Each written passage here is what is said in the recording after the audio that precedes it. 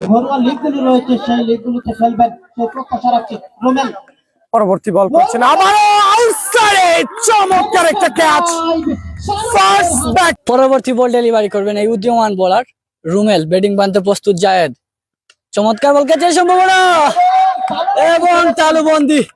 Back to আরেকটি উইকেটের পতন রাইজিং স্টার স্পোর্ট ক্রিকেট ক্লাবের জায়েদ।